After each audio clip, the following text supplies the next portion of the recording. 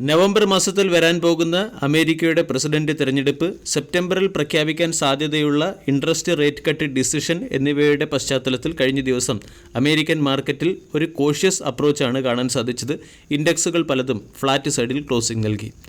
അതേസമയം Indian market വെള്ളിയാഴ്ച മാർക്കറ്റിലുണ്ടായ നഷ്ടത്തെ പൂർണ്ണമായി മറികടക്കുകയും തിങ്കളാഴ്ചയിലെ ട്രേഡിംഗ് സെഷനിൽ ഓൾ ടൈം ഹൈയിലേക്ക് ഉയരുകയും ചെയ്തു. നിഫ്റ്റി 0.55% ഉയർന്ന് 24,141 ക്ലോസിംഗ് നൽകി. ബാങ്ക് നിഫ്റ്റി 0.4% ഉയർന്ന് ഹയർ സൈഡിൽ ക്ലോസിംഗ് നൽകി. ബ്രന്റ് ക്രൂഡിൻ്റെ വില 1.62% ഉയർന്ന് $86.38 പെർ ബാരൽ എന്ന ലെവലിൽ ട്രേഡ് ചെയ്യുന്നു. കഴിഞ്ഞ ദിവസം ഫോറിൻ പോർട്ട്ഫോളിയോ ഇൻവെസ്റ്റേഴ്സ് ഇന്ത്യൻ മാർക്കറ്റിൽ നിന്നും 426 കോടി രൂപയുടെ സെല്ലിംഗ് നടത്തിയെങ്കിലും domestic institutional investor net buyers ആയിരുന്നു. 3,917 കോടിയുടെ ബൈയിങ്ങാണ് ഇന്ത്യൻ മാർക്കറ്റിൽ നടത്തിയത്.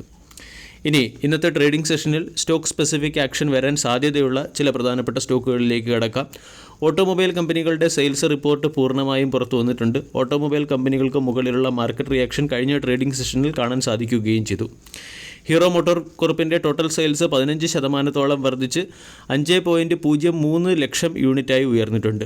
ഡൊമസ്റ്റിക് സെയിൽസിൽ 16% വർധനവുണ്ടായിട്ടുണ്ട്. അതേസമയം എക്സ്പോർട്ടിൽ 15% ഇടിവുണ്ടായി. ഡൊമസ്റ്റിക് സെയിൽസ് 4.91 ലക്ഷം യൂണിറ്റാണ്. എന്നാൽ എക്സ്പോർട്ട് 12,032 യൂണിറ്റിലേക്ക് ചുരുങ്ങി.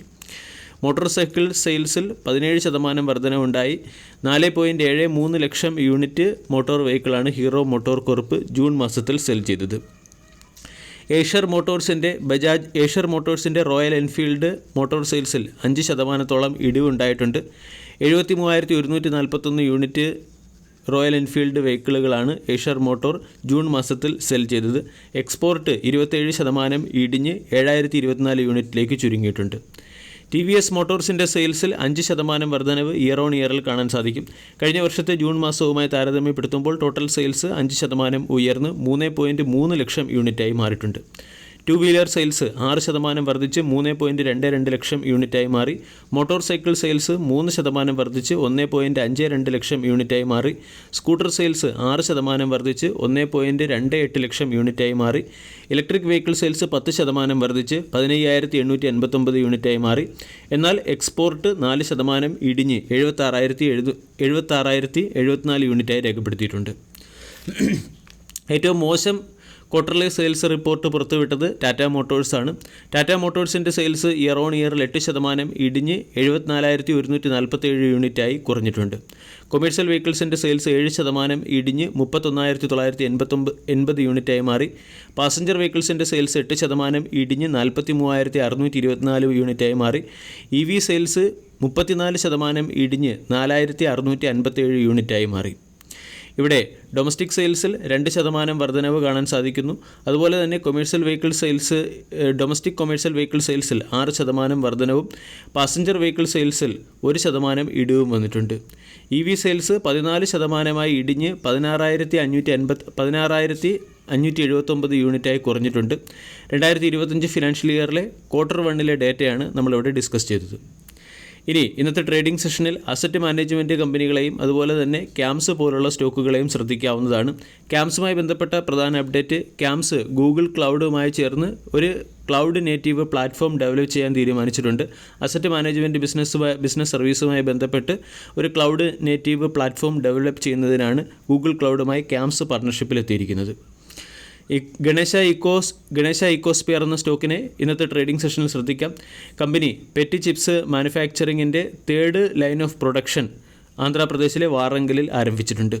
BLS ഇൻ്റർനാഷണൽ എന്ന കമ്പനിക്ക് ടർക്കിഷ് റെഗുലേറ്ററി അതോറിറ്റിയുടെ സൈഡിൽ നിന്നും ഐഡാറ്റ അക്വിസിഷൻ ആവശ്യമായ അപ്രൂവൽ ലഭിച്ചു. മാരുതി സുസുക്കിയുടെ പ്രൊഡക്ഷൻ വോളിയം 3% ഇടിഞ്ഞ് 1.33 ലക്ഷം യൂണിറ്റായി ഇടിഞ്ഞിട്ടുണ്ട്. Month to month production volume ഇടിഞ്ഞിട്ടുണ്ട്. ഒട്ടുമിക്ക ഓട്ടോ സെയിൽസ് കമ്പനികളുടെയും പ്രത്യേകിച്ചും 4 വീലർ ഓട്ടോ സെയിൽസ് കമ്പനികളുടെ സെയിൽസിലും പ്രൊഡക്ഷനിലും ഇടിവ് വന്നിട്ടുണ്ട്. സുഗമ എക്സ്പോർട്ട് എന്ന പെന്നി സ്റ്റോക്കിനെ ഇന്നത്തെ ട്രേഡിംഗ് സെഷനിൽ ശ്രദ്ധിക്കാവുന്നതാണ്. 4:1 എന്ന റേഷ്യോയിൽ കമ്പനിയുടെ ബോണസിന് ബോർഡ് ഓഫ് ഡയറക്ടേഴ്സ് അപ്രൂവൽ നൽകി. കൂടാതെ 500 കോടി രൂപയുടെ ഫണ്ട് കമ്പനി QIP വഴി റൈസ് ചെയ്യുകയും ചെയ്യുന്നു. IOL കെമിക്കൽസ് ആൻഡ് ഫാർമസ്യൂട്ടിക്കൽസ് എന്ന ഫാർമ കെമിക്കൽ സെക്ടറിലെ സ്റ്റോക്കിനെയും ശ്രദ്ധിക്കാം. ഫിനോഫൈബ്രേറ്റ് എന്ന പ്രോഡക്റ്റ് ചൈനയിലേക്ക് എക്സ്പോർട്ട് ചെയ്യുന്നതിന് വേണ്ടി ചൈനയുടെ റെഗുലേറ്ററി അതോറിറ്റീസ് അപ്രൂവൽ നൽകിയിട്ടുണ്ട്. ഇത് IOL കെമിക്കൽസ് ആൻഡ് ഫാർമസ്യൂട്ടിക്കൽസിനെ സംബന്ധിക്കുന്ന ഒരു പോസിറ്റീവ് അപ്ഡേറ്റ് ആണ്. പെന്നാർ ഇൻഡസ്ട്രീസ് റായ്ബറേലിയിലെ അതിൻ്റെ production capacity 36,000 metric ton per ആനമായി ഉയർത്തിയിട്ടുണ്ട്. സ്റ്റോക്കിനെ സംബന്ധിക്കുന്ന പോസിറ്റീവ് അപ്ഡേറ്റ് ആണ്. DCX സിസ്റ്റം എന്ന കമ്പനിക്ക് L&Tയുടെ സൈഡിൽ നിന്നും ഇലക്ട്രോണിക്സ് മൊഡ്യൂൾ 3 വർഷത്തേക്ക് മാനുഫാക്ചർ ചെയ്യുന്നതിന് 1,250 കോടി രൂപയുടെ ഓർഡർ ലഭിച്ചു. CSB ബാങ്കിൻ്റെ ക്വാർട്ടർലി ബിസിനസ് അപ്ഡേറ്റിൽ CSB ബാങ്കിൻ്റെ ഗ്രോസ് അഡ്വാൻസ് 17.8% വർദ്ധിച്ച് 20,099 കോടിയായി ഉയർന്നിട്ടുണ്ട്. ഡെപ്പോസിറ്റ് 22.2% വർദ്ധിക്കുകയും ചെയ്തു. ഗാന്ധാർ ഓയിൽ എന്ന കമ്പനിക്ക് ADNOC ഡിസ്ട്രിബ്യൂഷനിൽ നിന്നും 375 കോടി രൂപയുടെ ഓയിൽ സപ്ലൈ ചെയ്യുന്നതിന് വേണ്ടി 3 വർഷത്തെ കോൺട്രാക്റ്റ് ലഭിച്ചിട്ടുണ്ട്. 30 മില്യൺ ലിറ്റർ പെർ ഇയർ എന്ന റേറ്റിൽ ഓയിൽ സപ്ലൈ ചെയ്യാനുള്ള ഓർഡറാണ് ലഭിച്ചിരിക്കുന്നത്. കൂടാതെ പതഞ്ജലി ഫുഡ് എന്ന സ്റ്റോക്കിനെ ഇന്നത്തെ ട്രേഡിംഗ് സെഷനിൽ ശ്രദ്ധിക്കാം. പതഞ്ജലി ഫുഡ് അതിൻ്റെ നോൺ ഫുഡ് ബിസിനസ്സിനെ 1,100 കോടി രൂപയ്ക്ക് സെൽ ചെയ്യാനുള്ള പ്ലാനിന്